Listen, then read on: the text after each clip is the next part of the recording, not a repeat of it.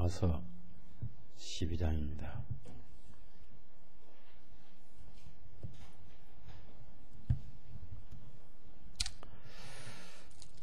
예.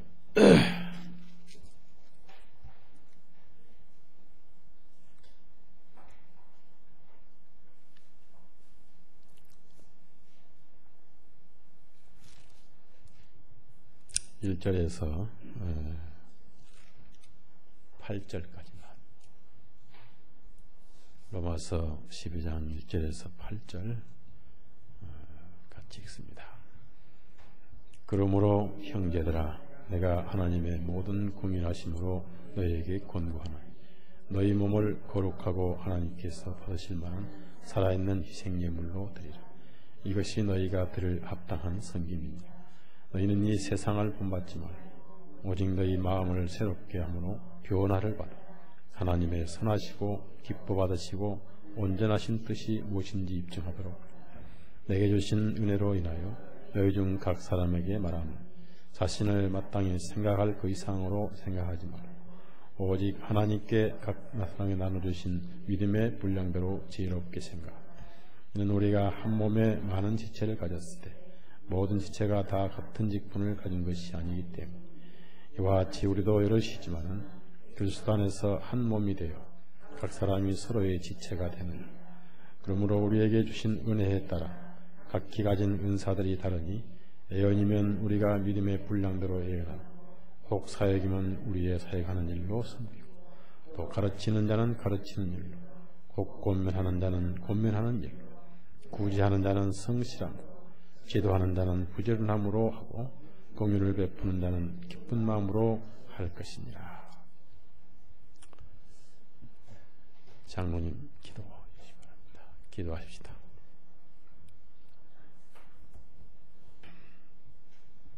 먼저 11장 하반부를 마무리를 하기 위해서 11장 30절부터 36절까지 한번 읽고 말씀을 듣겠습니다. 11장 30절부터 36절까지 읽습니다. 너희도 지나간 때에는 하나님을 믿지 아니하였으나 이제는 그들의 믿지 아니함을 통하여 긍휼을 얻었나니 이와 같이 그들이 지금 믿지 아니함은 너희의 긍휼을 통하여 그들도 긍휼을 얻게 하려 하심이라. 이는 하나님께서 모두를 믿지 않는 가운데 가두어두시니 모든 사람에게 긍휼을 베푸시려 하셨기 때문에 오 깊도다 하나님의 지혜와 지식에 부요하라. 그분의 판단은 헤아리지 못하며 그분의 지나간 길들은 찾지 못하리로다. 누가 주님의 마음을 알았느냐? 또한 누가 그분의 상담자가 되었느냐? 누가 먼저 그분께 드려서 그것을 되돌려 받겠느냐? 이는 모든 것들이 그분에게서 나와 그분을 통하여 그분께로 돌아가기 때문에 그분께 영광이 영원토록 있기를 원하노라. 아멘.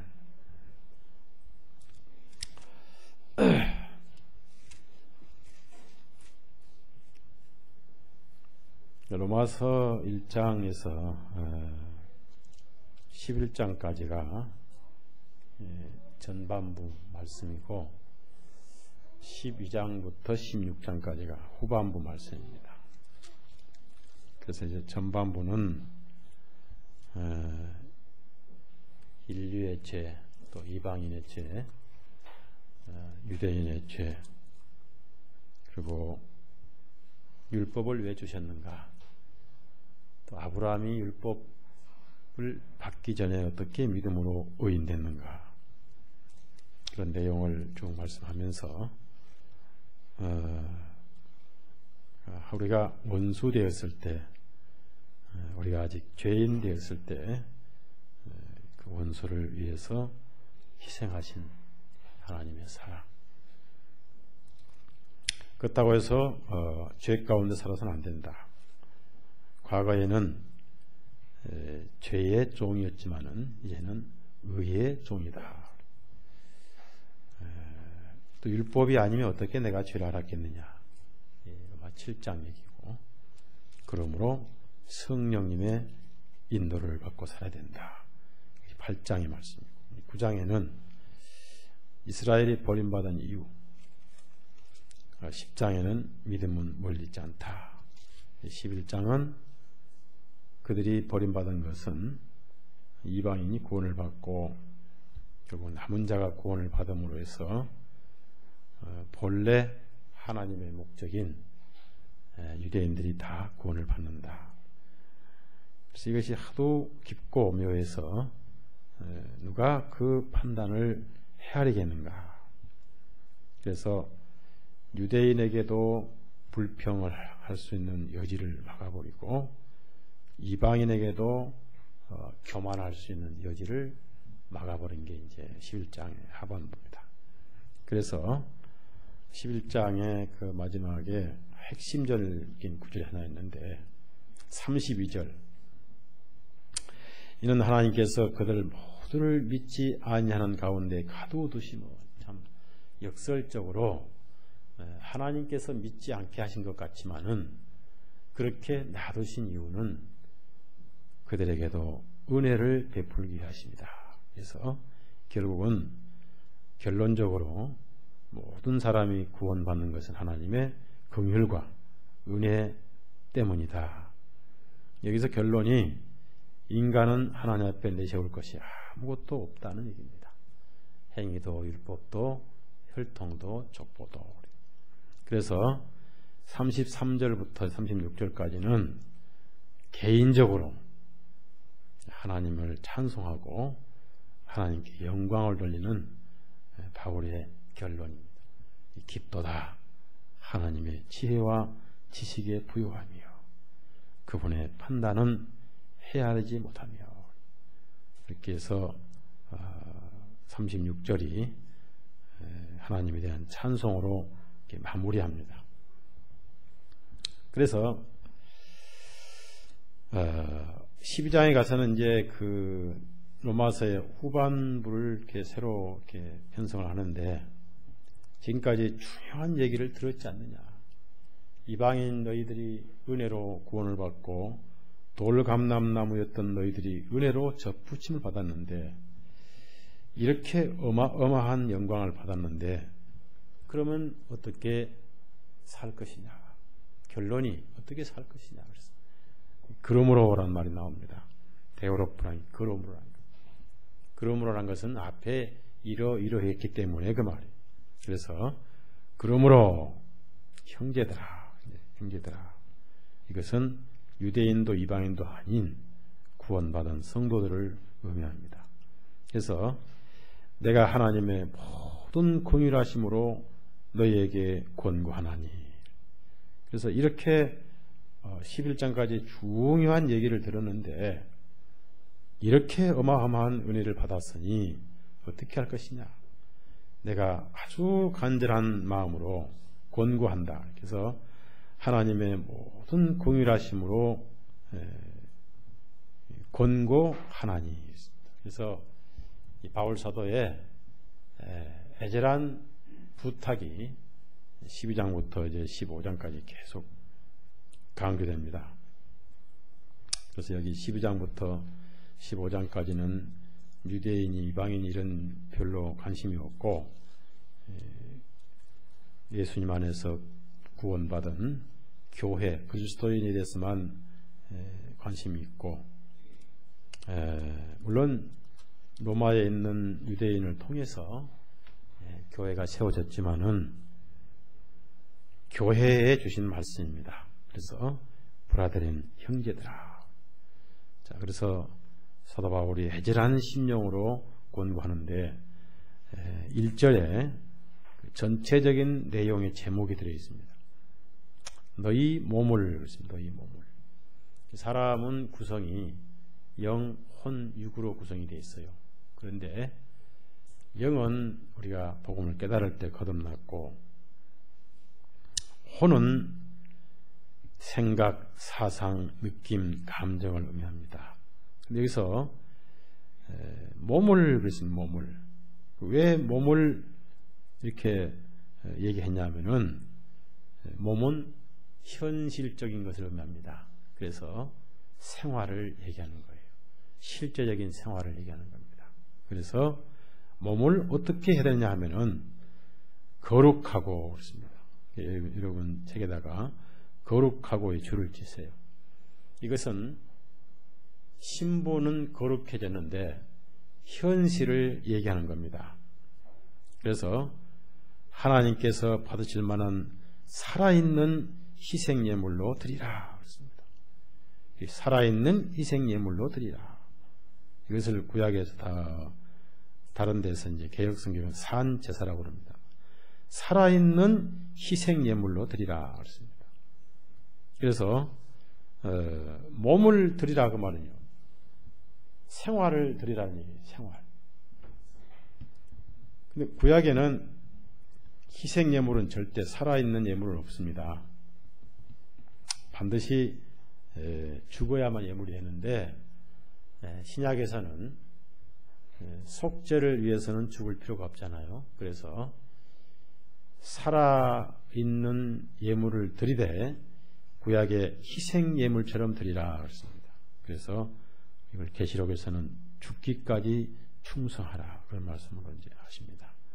그래서 우리가 순교하고 또 형제자매를 위해서 희생할 수 있고, 그래서 이것이 산제사, 살아있는 경배, 어떻게 하냐면은 죽기까지 헌신하는, 그래서 이것이 너희가 들을 합당한 섬김이니라.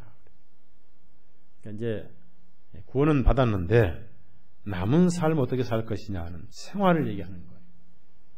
그래서 오늘날 구원받은 교회가 로마서 3장, 5장, 9장, 8장에 머물러 있지 말고 12장, 13장, 14장, 15장까지 나가야 되는 거예요. 많은 그리스도인들이 11장에 머물러 있어요.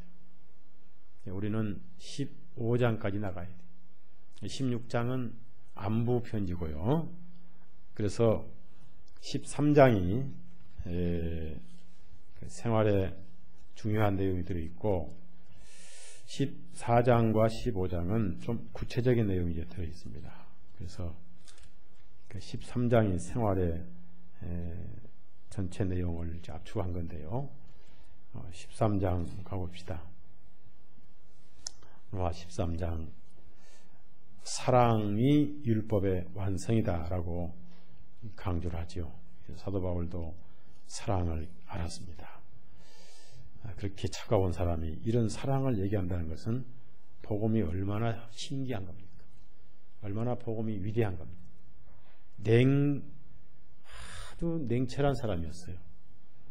냉혹하게 차가운 사람이었는데 그 차가운 사도 바울 마음이 이렇게 녹아서 사랑이 율법을 이긴다라고 가르칠 정도로 변화되어 버렸어요. 이것이 복음이에요. 자, 8절부터 10절까지 이것이 이제 생활의 강령입니다. 8절에서 10절 있습니다. 서로 사랑하는 것 외에는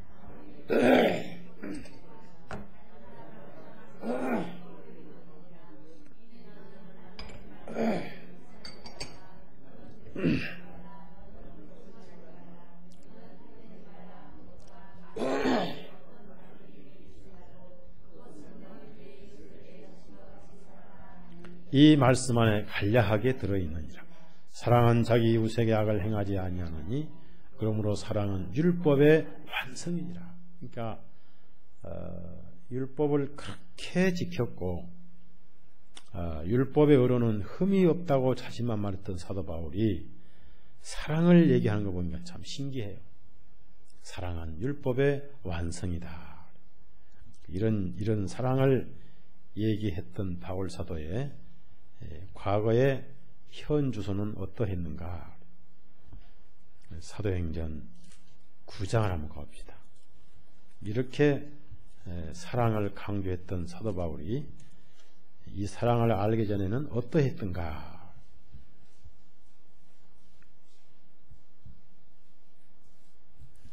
자, 9장 1절에서 2절까지 이때만 해도 굶주린 호랑이 같은 바울이었습니다. 한 열흘 굶주린 사자 같은 바울이었어요. 이런 분이 변화돼 가지고 사랑은 율법의 완성이라는 편지를 쓰는 거 보니까 참 복음은 대단하죠. 복음은 참 대단한 거예요. 9장 1절 2절 시작. 사울이 주님의 제자들에 대하여 위협과 살기를 품고 대제사장에게 가서 다메섹에 있는 해당들에게 보낼 공문을 청하니 이는 그가 이 길에 속해 있으면 남자든 여자든 눈에 띄는 대로 그들을 결박하여 예루살렘으로 잡아오려 하였더라. 살기를 품고 살기. 눈에 살기를 품고 있습니다. 그 다음에 여자까지 잡아서 결박해서 개처럼 끌고 올라. 이런 사도 바울이 사랑을 얘기한다는 건 참 신기한 일 아니에요. 여기서 하나님의 사랑입니다. 사람의 마음을 녹이는 것은 하나님의 사랑이다. 다시 로마서 12장 내려갑니다. 자, 여기서 그리스도인이 속죄 예물은 될 수가 없지만은 희생 예물같이 생활을 드리라 그 말이에요. 이것이 합당한 섬김이니라 했습니다. 여기서 그리스도인의 예배는 뭡니까? 생활이 예배예요. 의식이 아니란 얘기입니다. 요한복음 4장 한번 갑시다.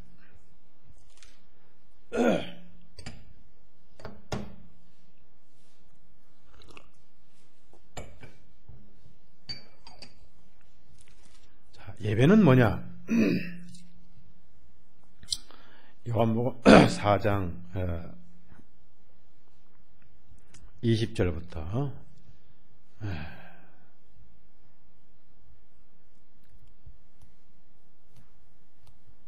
23절까지 같이 읽습니다. 우리 조상들은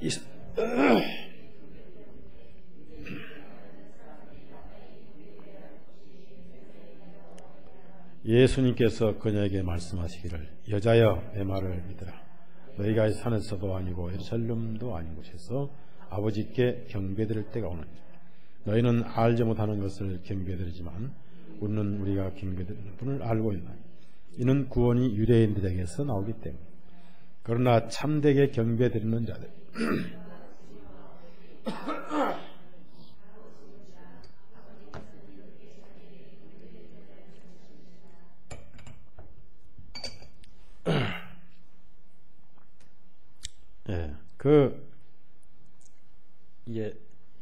율법의 제사는 뭐냐면요, 반드시 한정된 성전에서만 드려야 돼요. 그래서 성전 밖에는 예배가 없죠. 그리고 의식에 충실해야 됩니다. 그리고 법칙에 따라서 드려야 되고, 그리고 피 없이는 경배를 할 수가 없었습니다. 그래서 사마리아인들은 사마리아에서 거리심산에서 경배를 드리고, 유대인들은 성전에서 이제 경배를 드렸는데, 주님께서 말씀하시기를 예루살렘도 아니고 이 산도 아닌 곳에서 그랬습니다. 어떻게 드리냐면은 영과 진리로, 심령에서, 즉 살아있는 하나님을 섬긴다. 그래서 그리스도인들은 예배 장소가 어디냐? 심장. 들어갑시다. 심장. 심장이, 신장이 아니고 심장. 신장은 콩팥이고, 여기가 지성소예요. 여기서 예배를 드린다. 그러면은 특정 장소가 없다는 얘기죠. 그 다음에 두 번째는, 여기가 성전이라고 그러면은 시간 제한을 받지 않습니다. 장소에 제한이 없다는 얘기죠. 시간에 제한이 없는 거예요. 그래서 우리가 집회를 하는 것은 우리가 하나님을 경배하고 예배를 드리고 있다는 것을 서로 공적인 간증을 하는 거예요. 그리고 말씀을 듣고 서로 사랑하라. 공동체 생활을 하는 것이 바로 모임인 것입니다. 어떤 일요일 날 또는 수요일 날 이렇게 형식적인 모임이 아니고 삶을 같이 하는 거예요. 그 삶을 같이 한다 그 말은 사랑하는 생활입니다. 형제와 형제, 자매와 자매가 사랑하는 생활이에요. 그래서 그 지역교회, 특정 지역교회의 공동체의 회원으로서 생활의 보존을 같이 해가는 거예요. 절대 여기는 구경꾼이 없어요. 동참하는 겁니다. 그래서 여기 뭐냐면은 12장, 로마 12장 관람하는 사람이 없다는 얘기입니다.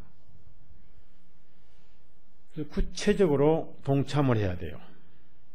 구체적으로.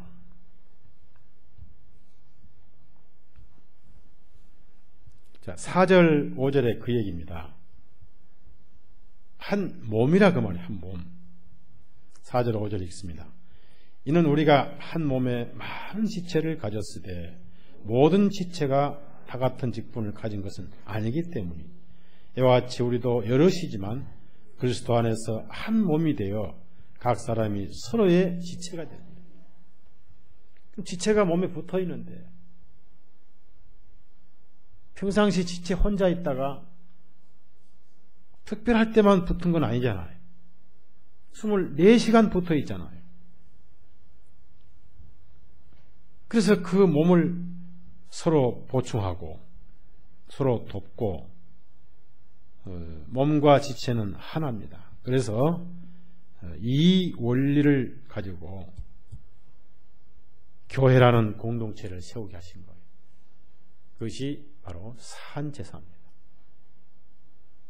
오늘날 교회관이 너무 왜곡됐고 예배관이 너무 왜곡되어 있어요. 예배에 대해서 굉장히 사람들이 오해를 하고 있는 겁니다.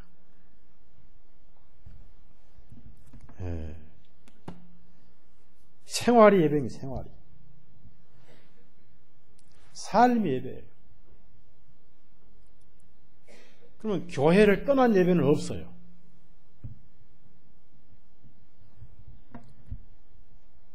내가 어떤 공동체에 속해서 그 공동체 한 지체와 몸으로서 호흡을 같이 해야 돼요.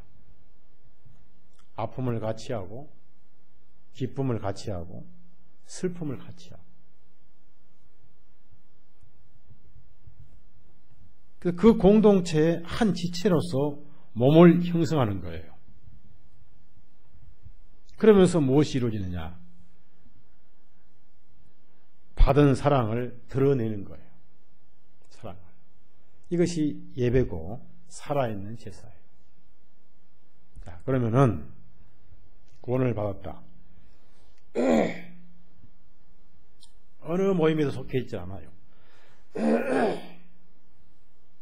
맨날 집에서 성경이나 파고 테이프나 듣고 인터넷이나 보고 책이나 보고 앉아요.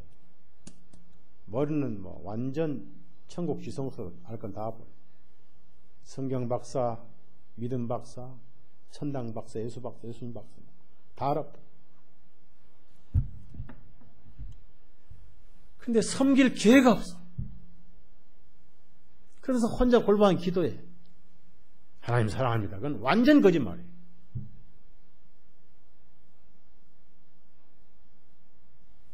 반드시 주님이 세운 교회 공동체에서 더불어 살아야 돼요. 형제가 아프면은 그것이 내 아픔이 돼야 돼요. 형제가 즐거우면 그것이 내 즐거움이 되고 그것이 살아있는 제사고 예배인 것입니다. 그래서 교회에 속해 있지 않는 그리스도인은 예배가 없는 삶이에요. 그래서 예수님 앞에 가서 내가 예수님 사랑하다 왔습니다. 너 마태복음 25장 펴봐라. 여기 밑에 나온 말씀은 전부 상대적입니다. 상대적이. 권면하고 가르치고 지도하고 구제하고 지금 하나님을 고면합니까? 아니잖아요.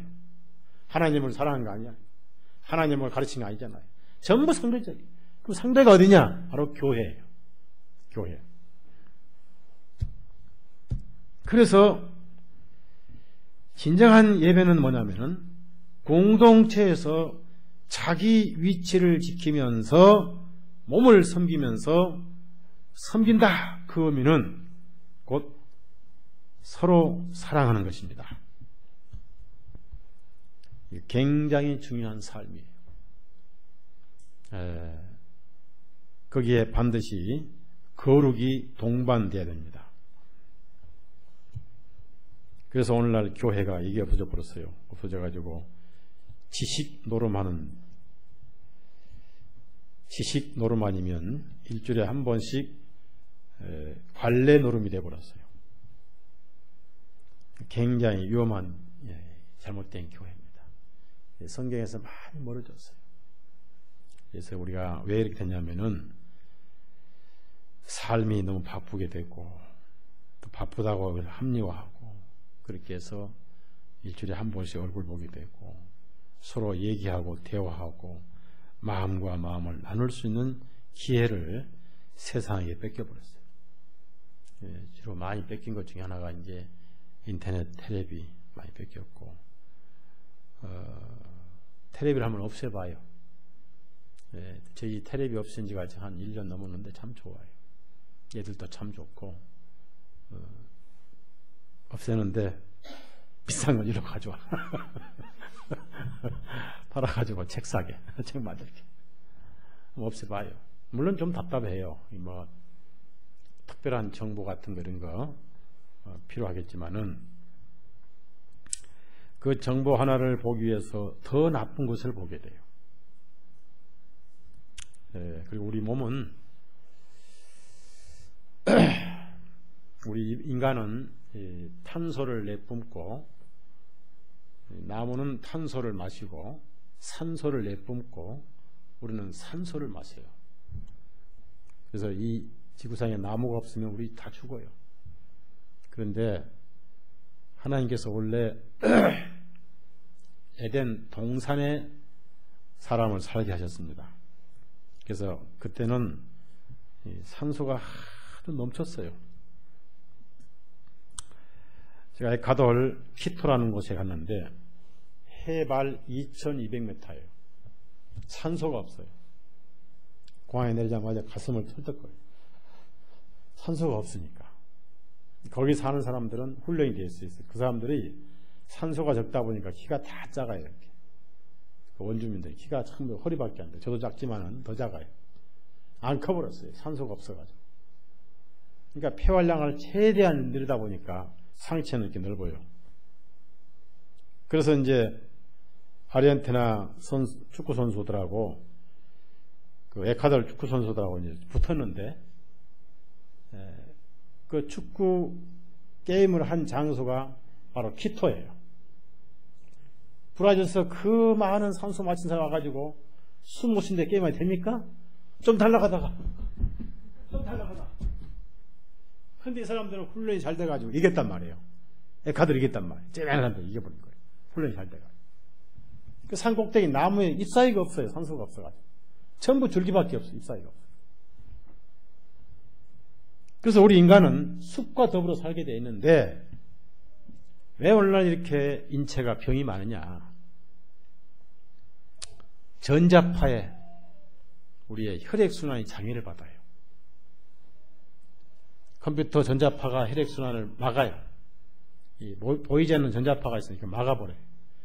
혈액순환이 착 돌아야 되는데 이걸 막지. 집에 가면은 냉장고 막지. 가스렌지가 막지. 텔레비가 막고 있지. 사방이 전자파. 뒤에서 막지. 앞에서 막지. 몸이 차지. 그 다음에 여름에는 더 차라고 에어컨을 막 틀어대지. 그러니 피가 넉다운이나 못 돌아. 그래 병이 생긴 거예요. 그래서 아래가 차고 대하가 있고 차니까 임신이 안 돼서 임신이 안 되면 어떻습니까? 가슴에 또 암이 걸려요. 혈액순환이 안 되지. 복합적으로 악순환이 오는 거예요. 그래서 한번 실험해봐요. 테레비 없애봐요. 큰맘 먹고 없애봐요. 그럼 테레비가 이 귀중한 영적 시간을 뺐는데 해방을 받는 거예요. 나 자유 얻었네. 너 자유 얻었네. 테레비로부터 자유 얻었네. 노래를 부를 수 있어요.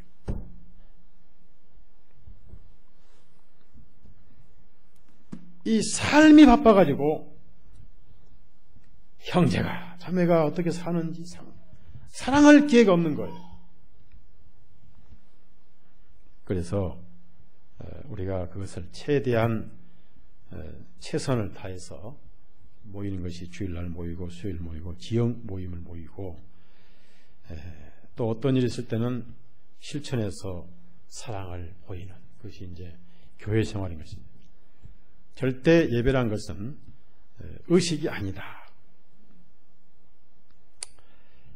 몸이 살아서 움직이는데 자 고린도전서 6장을 보십시다. 고린도전서 6장 13절을 보십시오. 13절 몸과 주님은 어떤 관계냐 그 말이에요. 6장 13절 시작. 음식은 배를 위하여 있고 배는 음식을 위하여 있으나 하나님께서는 이것과 저것 둘 다 멸하시리라. 이제 몸은 음행을 위하여 있지 아니하고 주님을 위하며 주님께서는 그 몸을 위하여 계시다. 자, 여기서 몸은 주님을 위하여 있다. 주님은 또 몸을 위하여 계신다. 이 몸이 교회입니다. 교회. 자, 그래서 19절 20절 같이 한번 읽어요. 19절 20절 시작. 무엇이냐 너희 몸은 너희가 하나님께로부터 받은 바 너희 안에 계시는 성령님의 전인 줄을 너희가 알지 못하느냐. 너희는 너희 것이 아니 이는 너희는 값으로 사신 바 된 것이라. 그러므로 하나님의 것인 너희 몸과 영으로 하나님께 영광을 돌려. 하나님의 것인 너희 몸과 너희 영으로. 하나님의 것인 여러분 줄에다 줄 치세요. 하나님의 것인 거기다 줄을 치세요. 구원받으면 예수님의 피로 우리가 팔렸어요. 하나님께. 그래서 구약에는 이런 말씀이 민수기 13장 보면은 뭐 따라합시다. 레위인은 내 것이라. 6월절 어린 양의 피로 장대를 샀단 말이에요. 이게 내 것이란 하나님께. 첫 태생은 다 내 것이다. 그런데 첫 태생 대신 레위인을 하나님께 드렸어요. 오늘 그리스도인은 하나님 것이에요. 예수님 것이에요. 우리는 주인이 있어요. 주인이. 뭐든지 주인에게 물어봐야 돼요. 따라합시다. 노는 것도 물어보고. 주님, 오늘 제가 놀아야 됩니까? 주님께서 뭐라고 그러시? 따라합시다. 지금이 놀 때냐?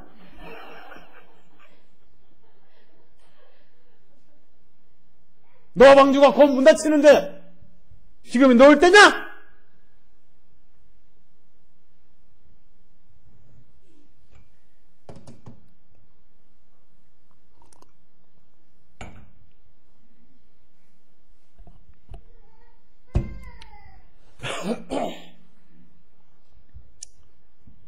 마귀가 만든 세상 문화 속에서 잠잘 때냐? 그 다음에 아프지도 말아야 돼요. 그리스도인들이 살찌는 것도 허락받고 쪄야 돼. 왜? 내 것이 아니라 그 말이에요. 건강해야 되고 날씬해야 되고 전부 주님의 거예요. 그래서 무엇이 생활이냐면은 무엇이 예배냐면은 생활이 예배인데 생활은 교회를 떠난 생활은 없어요. 교회는 뭐냐? 공동체입니다. 그러면 교회를 떠난 예배가 없다 그 말은 무슨 말이냐면은 사랑을 뺀 삶은 다 가짜다 그 말. 사랑은 반드시 거룩이 동반돼야 돼. 거룩이 빠진 사랑은 사랑이 아니에요. 어디서 할 수 있는데 가장 가까운 데서부터, 가정에서 보이는 지체를 사랑해야 돼. 자기 위치에서. 구원받은 형제와 구원받은 자매의 위치가 있어요. 구원받은 형제는 자매를 더 연약한 그릇이라고 성경에 나와 있습니다. 연약한 그릇은 연약하기 때문에 쉽게 깨져요. 조심히 다루라고. 사랑하고 아끼고 말 한마디도 부드럽게 주님의 마음으로. 베드로전서의 3장에 그런 말씀이 있습니다. 그 다음에 자매는 구원받은 형제를 머리로 섬기라고 했어요. 머리. 그 질서가 진행돼야 되고, 그 가정에서 그리스도인의 사랑이 뭐냐? 바로 예배예요. 그래서 예배 끝났다, 예배 드린다가 아니라 예배는 계속되고 있다. 가정에서 또 집회 오는 시간에도, 집회 시간에도, 집회 끝나고 가는 시간에도 집에서 생활이 바로 예배예요. 구원받은 자매라고 해서 막무가내 하면 안 돼. 자기 부인해도. 자매. 물론 이렇게 설교하는 저도 꼭 그렇게 못하고 있지만 성경이 가르치는 그래요. 근데 어떤 분은요, 제가 아는 분이 있는데 자기 부인을 사랑한다고 사랑하는 게 아니라 환자를 만들어요. 여보 가만히 있어.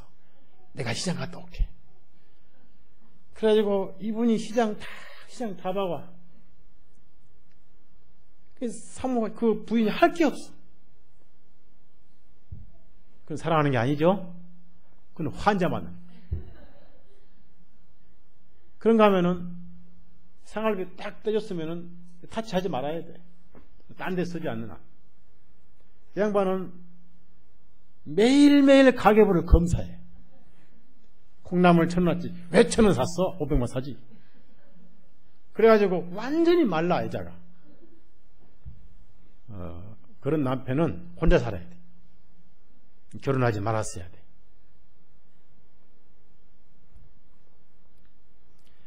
적절하게 질서 정연하게. 그것이 교회로 그대로 이어져서 형제를 자매를 사랑하는 것이 바로 예배고 사안제사다는 거예요. 예배가 개념이 바꿔져야 돼요. 자, 로마서 12장. 그래서 이제 구체적으로 들어가면서, 자, 그래서 우리는 예배당이 없습니다. 여기는 어디가 집회처소죠. 집회소입니다. 집회소. 그리고 우리는 예배 의식이 없습니다. 그래서 우리 교회는 의식을 없애버렸어요. 요즘 일반 교회 가보세요. 의식이 어찌 그렇게 많은지. 또 겨울에는 까만 그 가운에다가 또 여기다 후드도 금태 딱 하지 이렇게 금태 뚫고, 또 이러면은 또 하얀 가운 입고 그렇게 하고, 여기다가 이렇게 뭔가 하고 또 뭐 하고 그냥 정도하고 해서 완전히 천주교를 지금 닮아가요. 그런 예배당 예수님 오셨다가 그냥 숨막혀 돌아가신 떠나버려요. 숨막혀. 주님은 자연스러운 걸 원하시요. 있는 그대로.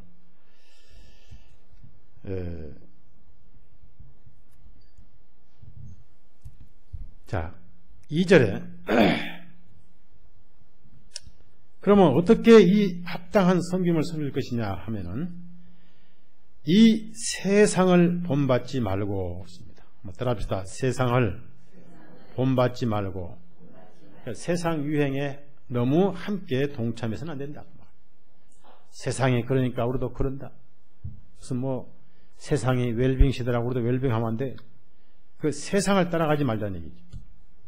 항상 세상은 변화무쌍하고 항상 변하죠, 세상은. 그 다음에 너희 마음을 새롭게 함으로 변화를 받아. 이것을 회심이라고 그래요. 회심. 옆에 쓰세요. 회심. 그 마음을 새롭게 위에다가 공간에다가 회심이라고 쓰세요. 회심. 그러면 회심이라는 의미는 뭐냐면은 마음이 예수님 쪽으로 향해 있는 상태를 말합니다. 그러면 예수님 쪽으로 향해 있다가 다시 세상 쪽으로 향하는 것은 회심이 아니에요. 항상 예수님께 향해 있어야 됩니다. 그것을 회심이라고 합니다. 자, 그러면 회심을 하였으면 하나님을 바라보면서 하나님의 선하시고 기뻐 받으시고 온전하신 뜻이 무엇인지 입증하도록 하라. 하나님의 선하시고 기뻐 받으시고 온전하신 뜻은 무엇인가? 그 뜻이 밑에 쭉 이제 하나하나 나오는데, 항상 우리가 살면서 하나님의 뜻은 과연 어떤 것인가 라고 먼저 물어야 되고, 그 다음에 성경을 펴야 되죠.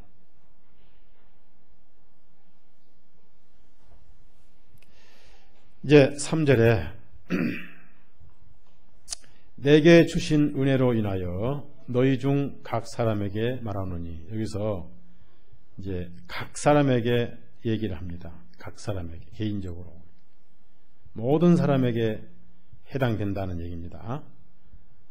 특정인에게 아니다, 다 해당된다 그랬습니다. 그래서 자신을 마땅히 생각할 그 이상으로 생각하지 말고 그랬습니다. 그릇대로 섬기라는 얘기입니다. 그릇대로 분량에 맞게끔 섬기라는 얘기입니다. 그래서 하나님께서 각 사람에게 나누어 주신 믿음의 분량대로 그랬습니다. 나누어 주신, 이것이 뭐냐 이겁니다. 우리 고린도전서 11장 봅니다.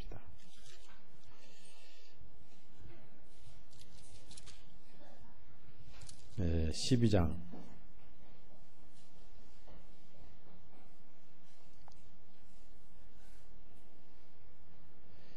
고린도전서 12장 11절. 믿음의 분량은 자기가 만든 게 아니에요. 거듭날 때 주님으로부터 받은 겁니다. 12장 11절 읽습니다. 시작. 그러나 이 모든 일들은 동일하신 한 영께서 역사하셔서 그분의 뜻대로 각 사람에게 개별적으로 다르게 나눠주시다 이거예요. 그래서 은사는 내가 구해서 주신 게 아니에요. 은사는 주님께서 자기 그릇만큼 나눠주신 거예요. 그릇만큼 나눠주신 그 분량대로 섬겨야지, 자기 분량을 넘어서서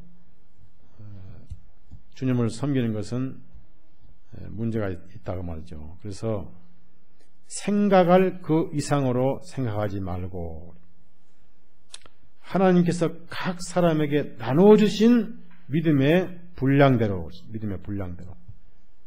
이게 굉장히 중요한 말씀이에요. 자, 로마서 12장 3절에 믿음의 분량대로라고 줄을 좀 치세요.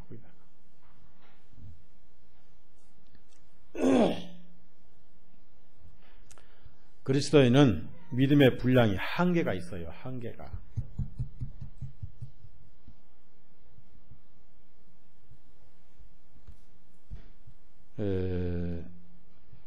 하나님께서는 그 몸을 쓰시기 위해서 각 지체에 따른 믿음의 분량을 나눠주셨는데, 이 분량을 넘어서거나, 이건 과욕이고요. 이 분량에 미달된 삶은 게으름이에요.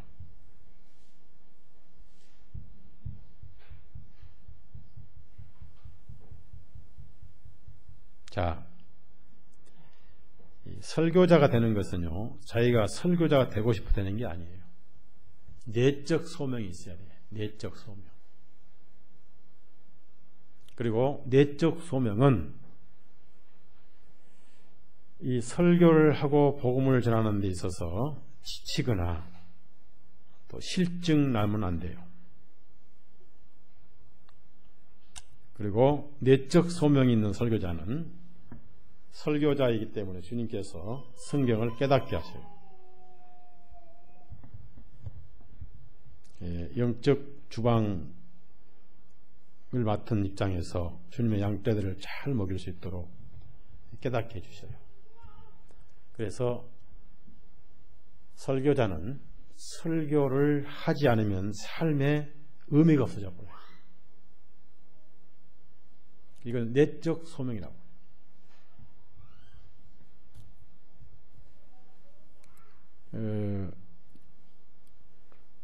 전혀 믿음의 분량이 없는데 내가 억지로 설교를 한다.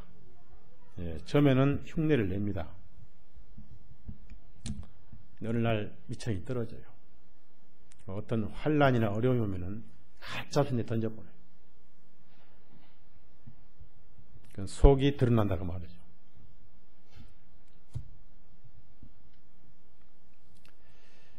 그래서 이 믿음의 분량은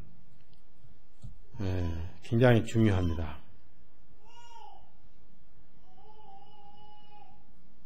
그래서 이 설교한다는 것은 참 어려운 일이죠.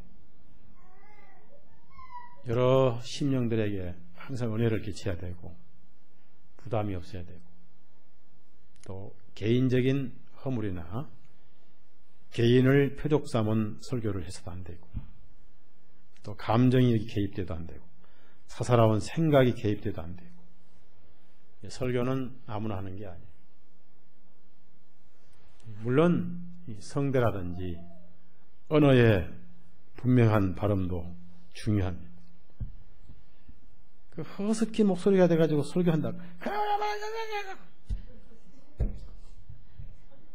듣는 사람이 굉장히 피곤해. 발음이 정확치 못해. 믿음의 분량이 있어요.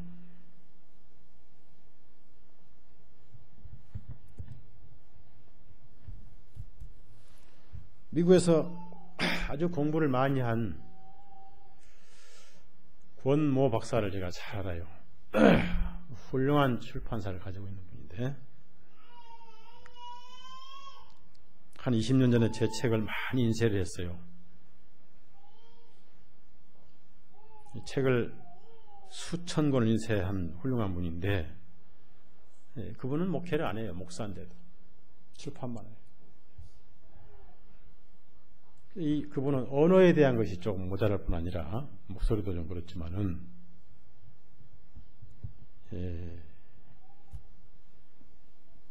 성격이 아주 단순해가지고 남한테 굳은 소리를 못 듣고 사는 사람. 목회 안 해버려. 장로교 속했는데 교회도 안 장어. 출판만 열심히 하는데 주일날 어디 다니냐니까 부인하고 시골 돌아다니. 내일은 저쪽 시골교회, 모레는 다음 주는 저쪽 시골교회. 그것도 제일 못 사는 동네 교회만 찾아가서 거기 그날 참석해주고 헌금해주고 다니. 가오면은 노인들 한 서너 명 앉아있대. 전도사가 있는 교회, 아예 없는 교회, 은퇴한 목사, 노인 가서 목회하는 교회, 아예 없는 교회, 집사가 설교하는 교회 가서 뒤에 앉아가지고 참석해주고 헌금해주고. 그러면 누구시냐고 하면 지나가다 참석했다고 얘기도 안 하고. 근데 아는 사람은 알죠. 이제 워낙 유명한 분이니까. 지금도 그래요. 자기는 설교할, 목회할 그런 에너지가, 은사가 없다 스스로 알아요. 근데 꼭 그것만은 아니에요. 왜 목사가 그렇게 공부도 하고 훌륭한 분 이렇게 안 하냐고. 나 말이요. 나 장로들 보기 싫다 안 해. 장로들. 딱 그거.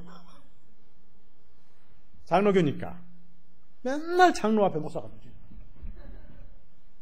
그래서 성격이 그 사람은 그런 못 봐요. 나는 자유.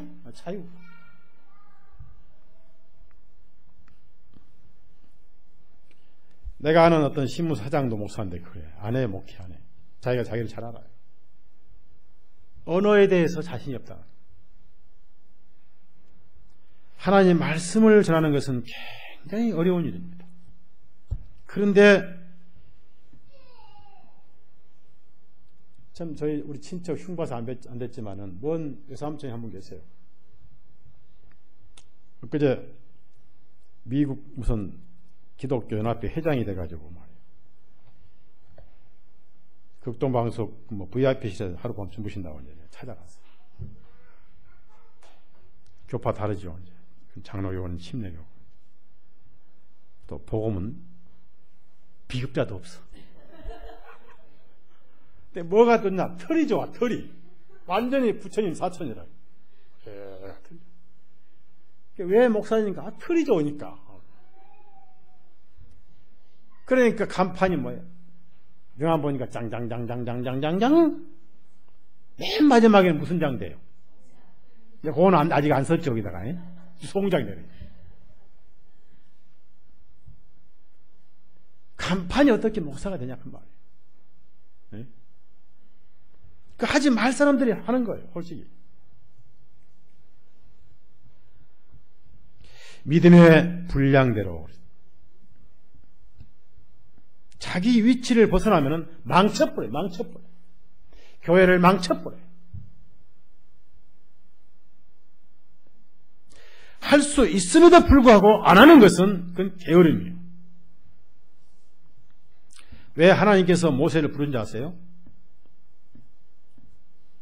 모세가 말을 잘 못해요. 말을. 하나님, 나는 말이 둔합니다. 그러니 제발 보낼 만한 분을 보내십시오. 저 좀 빼주십시오. 저는 싫습니다. 나중에 하나님께서 성기를 낼 정도로 한 번만 더도 그러면 안. 그러니까 모세가 벌벌 떨면서 누가 입을 만들었느냐 이거예요. 누가 장님 되게 했느냐? 누가 기머리 되게 했느냐? 나 하나님이 아니냐고 막. 네가 비록 말이 둔하지만은 말 잘하는 형이 있지 않느냐? 아론 딱 붙여준 거예요. 그 왜 모세를 하나님께서 세우시냐면 지도자는 리더십이 있어야 돼요. 굉장히 지도자는 침착하고 온화하고 온유함이 이 사람을 앞선 사람이 없더라. 그런 말씀 있죠. 모세보다 온유한 사람 없더라. 그런 말씀 있잖아요. 굉장한 리더십이 있었고 침착성이 있었고 지도자가 촐랑거리면 끝난 거예요. 누가 무슨 말하면 핵! 누가 무슨 말하면 핵! 끝난 거예요. 누가 무슨 말해도 그런가. 누가 무슨 말도 그런가. 그거 속에 두고 무게가 있어야 돼요. 모세가 그런 사람이었어요. 인내심 있고 생각이 깊고 쉽게 귀를 안 주고 쉽게 반응하지 않고 리더십이 있었던 거예요. 아론은 그런 사람이 아니었어요. 말은 잘해도 입만 살았지. 모세가 없었으면 껍데기였습니다. 여러분 각자의 믿음의 분량이 있어요. 그 분량을 넘어서도 안 되고 분량에 미달해서 게을러도 안 돼요. 그래서 교회는 몸이고 지체다. 그것이 바로 예배라는 겁니다. 근데 가만 보면요, 제가 목회생 한 28년 하고 있습니다만 목사들 수백 명, 수천 명, 교인들도 수천 명, 수백 명 만나봤는데 거쳐갔는데 딱 세 부류가 있어요. 세 부류. 교회는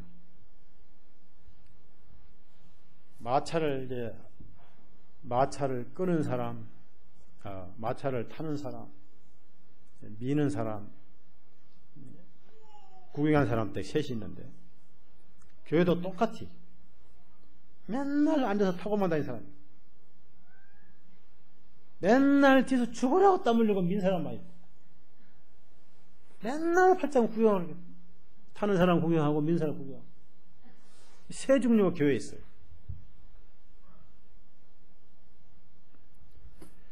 주일날 얼굴 딱 내밀고 온데 간데 없어. 동참을 하진 않습니다. 그런 사람이 있는가 하면은 굳은 일을 도맡아 가면서 이름도 없이 빛도 없이 항상 굳은 일을 도맡아 하면서 그런 지체들이 있어요. 그것이 예배고 그것이 사랑이고 헌신인 것입니다. 그래서 무엇이 예배고 무엇이 산제사냐면은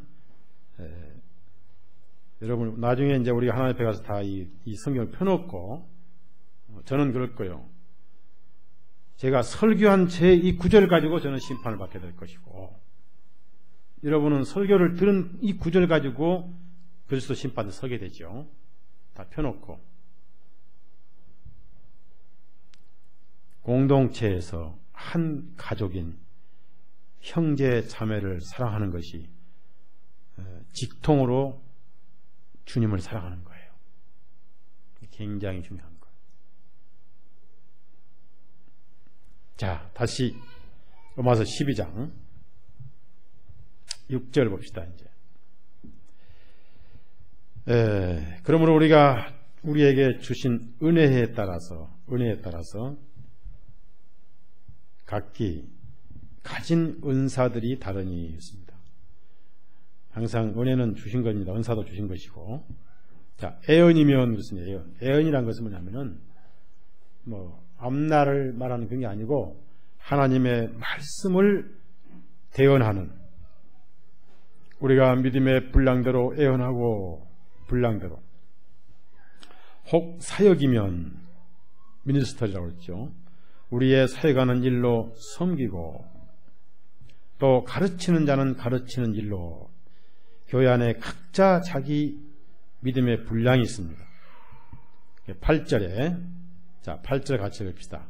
혹 권면하는 자는 권면하는 일로 구제하는 자는 성실함으로 지도하는 자는 부지런함으로 공의를 베푸는 자는 기쁜 마음으로 할 것이니라. 그래서 다 다르지만은 섬김에 있어서는 차별이 없습니다. 다만 다른 성경 구절에는 말씀을 맡고 가르치는 장로를 배나 존경하라는 말씀이 있습니다만은 주님 앞에서는 다 똑같다고 말해요. 사역적이면 다 똑같은 거예요. 그래서 이것이 형제 자매를 섬기는 이것이 예배고 산 희생 예물이라는 것을 우리가 기억을 하고 그러니까 거듭난 이후에 교회라는 공동체 생활이 얼마나 중요한 것인가 이것을 많은 그리스도인들이 간과하고 있어요. 자유가 좋은데 자유를 오해하신 분들이 많아요. 우리가 마귀로부터 자유고 죄로부터 자유고 두려움으로부터 자유지만은 사랑으로부터 자유 얻은 적이 없고 공동체로부터 자유함을 받은 사실은 성경에 없습니다. 교회에 나가도 그만 속해도 그만 안 속해도 그만 그런 자유는 성경에 없어요.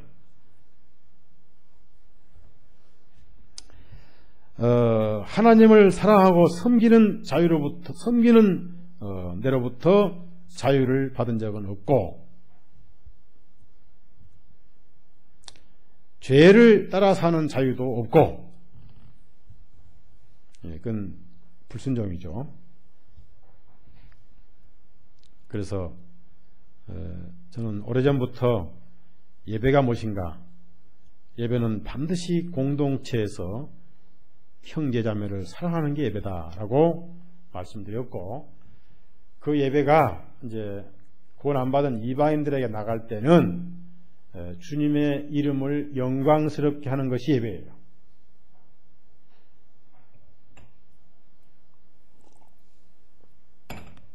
내가 불신자에게 목사란 것을 안다 그 말이에요. 내가 목사인지 아는데 저 사람이 나를 목사인 아는데 그 사람에게 빛이 못 되면은 주님의 영광을 가리죠. 그건 예배를 이미 잃어버리고 있는 거죠. 그래서 조심한 생활을 해야 된다. 자, 로마서 12장 9절 보세요. 뭐 구체적인 얘기가 많이 있지만은 이제 이런 것들이 예배다라고 대충 설명합니다. 자, 9절에서 15절까지만 먼저 읽읍시다. 있습니다. 사랑에 가식이 없게 하라. 악한 것을 미워하고 선한 것에 붙어 있으라. 형제 사랑으로 서로에게 친절히 다정하게 사랑하며 서로 존경하기를 먼저 하라. 일에는 게으르지 말고 영 안에서 열심으로 주님을 섬기라. 소망 중에 즐거워하며 환난 중에 참으며 항상 간절히 기도에 힘쓰며 성도들의 필요에 따라 나눠주고 손님 대접하기를 힘쓰라. 너희를 핍박하는 자들을 축복하고 저주하지 말라. 기뻐하는 자들과 함께 기뻐하고 우는 자들과 함께 울라. 참 제가 이 말씀을 읽어보니까 많이 찔리네요. 어디 많이 찔리냐면은 14절이 많이 찔리네요. 너희를 핍박하는 자들을 축복하라 했는데 저는 핍박하는 자들을 욕을 많이 했거든요. 그러니 찔리지. 근데 사실 이게 하나님 말씀이 이렇습니다. 축복하고 저주하지 말라 했습니다. 그래서 여기 보니까 사랑을 하되 가식이 없게 하라. 진실한 사랑을 하라 그 말이에요. 그래서 차라리 가식적인 사랑을 할 바에는 하지 않는 게 낫다는 얘기예요. 그렇죠? 가식을 부리지 말라는 얘기입니다. 마지못해 하는 인사라든지 이런 것을 하지 말라는 얘기예요.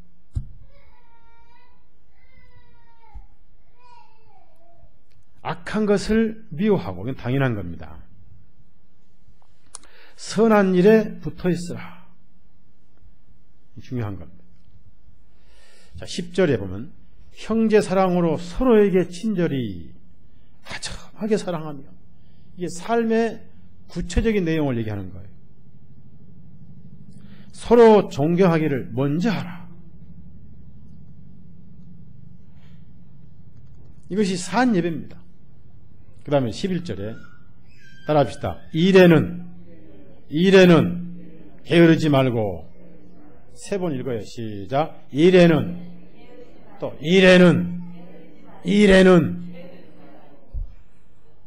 제가 제일 싫은 게 게으름이에요. 게으름.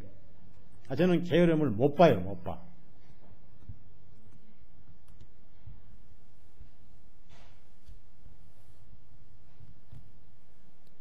영 안에서 열심으로 주님을 섬기라.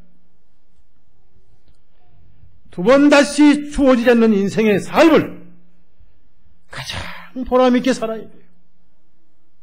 가치 있게 살아야 돼요.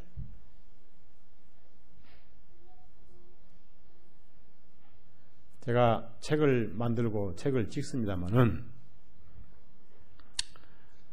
요즘에 이제 한글 성경 시간을 매진하고 있습니다. 그런데 제 당대를 생각하잖아요. 어차피 저는 언젠가 가야 할 사람이고 주님 앞에 가야 되고 제가 가고 나면 남는 건 제 책밖에 안 남아요. 책에 제 영이 들어있어요. 책에. 글에 제 마음이 들어있어요. 과거에 많은 사람이 갔는데 그들의 신앙, 그들의 마음은 오직 글에만 남아있어요. 글에만. 존 버년 갔지요. 30권이 넘는 그의 글에 그의 영이 들어있습니다. 그의 글을 읽으면은 400년 전 그리스도인과 시간을 넘어서 교제하는 거예요. 그래서 제 사후에 염두에 두고 저는 책을 만들어요. 그러니 몸이 더 망가지기 전에 이 귀중한 시간을 헛되이 보낼 수 없다.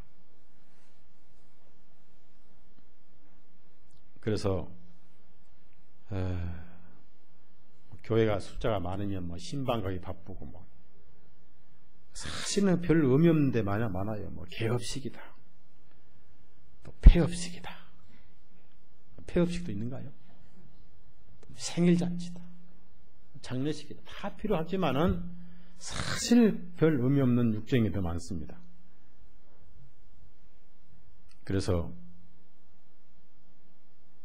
훗날을 위해서 글을 남기는 것이다. 말씀이 빛이기 때문에 책을 남기는 거예요. 앞으로 책을 많이 만들어야 돼요. 이만큼 원고가 좀 쌓여 있는데 번역해 놓은 원고만 지금 이 책상이 넘어요. 땅에서 다 찍어내야 돼요. 바빠지면 그럴 시간이 없으니까. 4월 25일부터 한 주간 대전 집회죠. 그 다음 한 주 쉬었다가 또 전주 집회지요. 그 다음에 6월 우리 집회지. 늘 이렇게 사니까. 또 여름에는 땀나서 글을 못 쓰고 일도 못 하잖아요. 근데 이제 몸이 자꾸 망가지니까 감기도 들고 피곤하고. 근데 이 현대약을 먹으면 더 나빠져요. 의료종교재판이 계속 지금 진행되고 있으니까. 미국의 식품의약청, 의료협회가 다 제수이트 장악하고 있죠. 제수이트들이. 지금 이제 교황청에서는 다음 교황 뽑느라고 지금 난리예요. 지금. 키 딱 잠가놓고 후경들이 이제 모여가지고 뽑는데 예수의 수장이 벌써 지시를 하고 있어요. 누구누구 세워라, 누구 세워라. 어떤 자료를 보니까 뭐 신문에 보니까 뭐 최초의 아프리카 흑인교황이 나오는데 다 거짓말. 왜 흑인교황이 나오면 안 되냐면은 흑인교황이 나오면은 검은교황이 둘이잖아요. 검은교황이 하나만 돼야 되거든. 두 놈이 되니까 안 되거든 말이야. 그래서 흑인이 안 돼. 안 되고 아마 남미 계통에 속해 있는 스페인 계열의 교황이 나오지 않겠는가. 예수의 수장에게 추기경의 간부들이 또 예수의 회원들이니까 지시해가지고 이렇게 벌써 하고 있을 거예요. 막다른 골목이 굉장히 빨리 오고 있다는 겁니다. 이번에 여러분이 부시 아버지, 부시, 클린턴, 부시 부인, 그 다음에 콘돌리자, 그 다음에 그 시체 앞에 무릎 꿇고 엎드린 게 그 사람들이 부시 대통령이 하고 싶은 게 아니에요. 바티칸 예수 수장이 지시하는 거예요. 지시하는 거예요. 빨리 가서 엎드려라. 쇼하는 거예요. 살아있는 교황보다 죽은 교황 가지고 슈퍼스타를 만든 거예요. 온 세계로 하여금 교황에 취하게 만들었고 성공했어요. 해교도 불교도 개신교도 세계적인 평화의 사도를 이뤘다고 완전히 있게 발표를 해서 바티칸은 완전히 성공했어요. 우주적인 쇼를 했습니다. 우주적인 쇼를. 시체 가지고 죽은 놈 가지고. 그리고 이 교황이 죽을 때 이를 갈고 얼굴이 이그러지고 악을 쓰고 신음 속에 죽었는데도 거짓말 해가지고 나는 행복합니다. 이건 거짓말 새빨갱이 아니고 완전히 시커먼 거짓말이에요. 그럼 한 적이 없어요. 전부 쇼하는 거예요. 자, 적그리스도가 지옥을 가는데 웃음에 가요? 이를 박박 걸고 가요? 예? 이를 박박 걸고 가는 거예요. 세계적인 쇼를 했어요. 시체가지고. 그래서 이제 오늘 제가 아는 신문사 사장인 목사님 전화가 왔어요. 아니 교황이 죽어서 온 세계가 이렇게 난리인데 무엇을 의미하는지 모르는데 목사님이 교황을 그렇게 잘 아시면서 왜 가만히 있냐고. 어떻게 하면 좋겠어 했더니 빨리 글 써서 보내래. 온 걸 보내래. 참. 그래서 제목을 몰랐을 거 아니에요. 적글서 죽었다. 아까 말씀인지 모르겠어. 하여튼 속에 써서 내일 빨리 보내줘야 돼. 도대체 모르겠다는 게 이렇게 난리치는 건 세계적인 일이라 이거지. 모르겠다는 거. 모르면 모르겠다는 게 이래요. 지금 온 세계를 바티칸 이미지화하고 있다고. 이미지화. 사람은 죽었을 때 최대한 그것을 활용하는 것이라고. 이미지하고 있다고. 그런데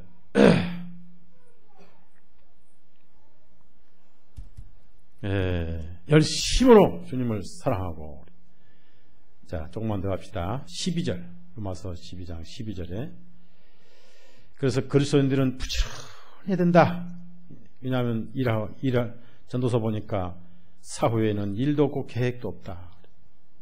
12절. 소망 중에 즐거워하며. 소망이 없으면 무슨 삶이 있습니까?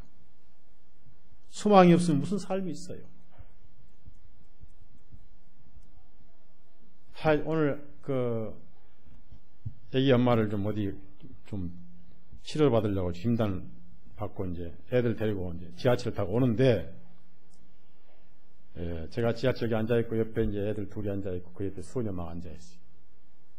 밖에서 볼 때는 시아버지 며느리 같죠. 그런데 이놈들이 손자의 흉내를 좀 내줘야 되는데 아빠! 보는 거예요. 옆에 여자 대학생들이 깔깔깔 웃는 거예요. 도무지 아빠하고 안 맞거든. 밸런스가 안 맞는데 아빠라고 당당히 부르는 거라. 여자 대학생 둘이 깔깔 웃더라니까. 내가 부끄러워가지고 얼른 와버렸지. 제가 이 애들 보면 참 무슨 희망이 있습니까? 잘 커주는 희망밖에 없잖아요. 네?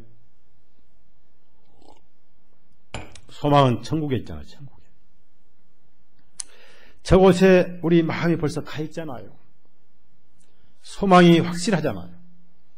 그래서 확실한 소망이 있으니까 즐거워하고, 그래서 환난 중에 참으며 항상 간절히 기도에 힘쓰며. 이건 뭡니까?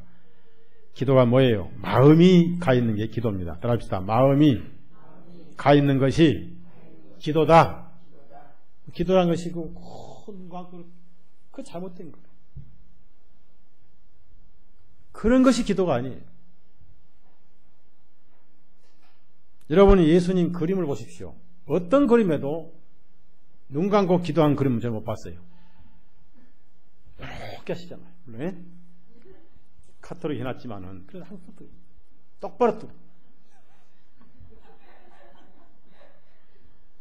들어갑시다. 마음이 가시오. 자, 저는 이제 장로님 딱 봤다고. 그럼 장로님 딱 가면 제 마음에 무슨 기도가 나와요? 무슨 기도 나오겠어요? 딱 한마디 들어갑시다. 건강. 장로님 건강하셔야 돼요. 딱 보면 그 기도가 나가요. 다른 거 아무것도 안 해요. 우리 장로님 건강하셔야 됩니다. 그러면 건강하시면 됩니다. 딱 그거예요. 자, 우리 권영계님 저 외아들 딱 볼 때 무슨 기도가 나와요? 그 기도가 나와야 돼요. 딱 보면 나와야 돼요. 그 기도예요. 물론 직장 안정하고 건강 많지만은 자매님하고 형제님하고 기도가 달라요. 자매님은 아들 딱 보자마자 고분고분한 며느리 오게 해주시오. 왜냐면 이 고부간 싸움이 안 나야 되거든. 차라리 며느리 안 볼 때는 집안에 평화가 있는데 잘못된 며느리를 들어봐요. 1년 내내 이건 남북전쟁이 날렸네. 그 고부간진. 그러니까 이제 기도가 그것밖에 안 나올 거예요. 그 언영의 기도 뭐예요? 내가 늙어서 돈 잘 벌어. 우리가 이런 기도가 일단 보면 있어야 돼요. 누구든지 형제자매를 보면서 기도하고, 구원 안 받은 사람은 구원받기 위해 기도하고, 우리가 집회 놔두고 집회에 많은 열매 있기 위해 기도하는 것이고, 마음이 가 있는 게 기도입니다. 그 다음에 13절에 성도들의 필요에 따라 나눠주고, 이제 서로 물질적으로 사랑하고 쓰라는 얘기입니다. 있는 사람은 나눠주고 없는 사람은 또 할 수 없고, 손님 대접하기를 힘쓰라.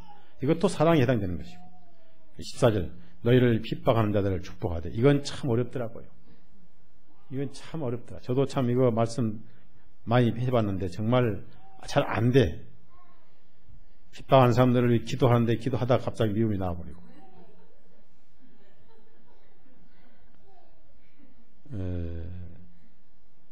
참 이 말씀 앞에는 저는 아직은 제가 한 점수로 보면 10점밖에 안 되거든요.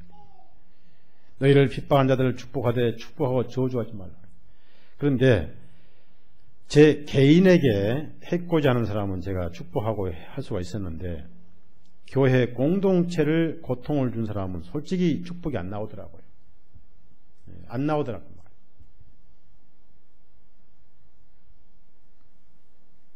반대로 이번에 특히 그 건축 때문에 건축한 사람들 쫄딱 망해버리다고 해달라고 그런 마음이 2번, 3번 나오더라고요. 기도는 안 했어요. 그래도 왜냐하면 그런 기도를 안 들으시니까 그런 마음이 에이 또 봐라 쫄딱 망할 거다 이런 마음이 나오더라고요. 기도는 안 했습니다. 15절 같이 읽읍시다. 15절 시작. 기뻐하는 자들과 함께 기뻐하고 우는 자들과 함께 울라. 이것이 바로 성도의 사랑이에요. 15절 15에다가 동글뱅이 쳐놓으세요. 이것이 교회 사랑의 강령입니다. 그래서 모여야 되고 서로를 알아야 되고 마음을 열어놓고 교제하고 아픔과 기쁨을 나누는 것이 바로 공동체고 이것이 예배요 이것이 사랑인 것입니다. 이것이 로마서 12장의 사안제사예요. 그렇게 해서 교회가 무엇을 하느냐 하면은 복음을 전하는 겁니다. 우리가 이 원리를 알고 소위 외적인 교회 부흥에 신경 쓸 게 아니라 주님의 말씀을 그대로 순종해가며 살아가는 성경에 있는 교회 모습, 이러한 모습 우리가 입증시키면서 가야 할 것입니다. 16절부터 21절까지는 여러분 집에서 읽어보시고 다음에 또 우리가 묵상을 하겠습니다. 기도합시다.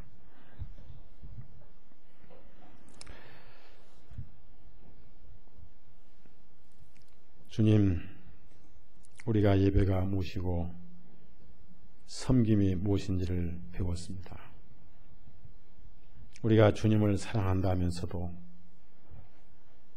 우리 공동체인 형제자매를 사랑할 수 있는 기회가 있음에도 사랑하지 아니하고 또 서로를 섬길 수 있음에도 섬기지 아니한 것이 주님을 사랑하지 아니한 것이라고 말씀에서 배웠사오니 무엇이 예배고 무엇이 삶인지 제대로 말씀을 깨우쳐 주시고 보이는 바 형제를 사랑하지 아니하면 보이지 아니하는 하나님을 어떻게 사랑할 것이냐. 사도 요한의 말씀도 있고 사도 바울의 애절한 권면과 부탁을 저희들이 배웠습니다. 거룩하고 하나님의 선하시고 또 기뻐하시고 받으실 만한 그 살아있는 희생예물로 우리의 몸을 드리라고 말씀을 하셨습니다. 그것은 바로 믿음의 분량에 따라서 몸의 한 지체로서 섬기는 자, 권면하는 자, 구제하는 자, 또 가르치는 자 가시급히 사랑하고 열심으로 섬기고 소망 중에 즐거워하고 환난 중에 참으며 핍박하는 자를 위해 축복을 하라는 말씀을 배웠습니다.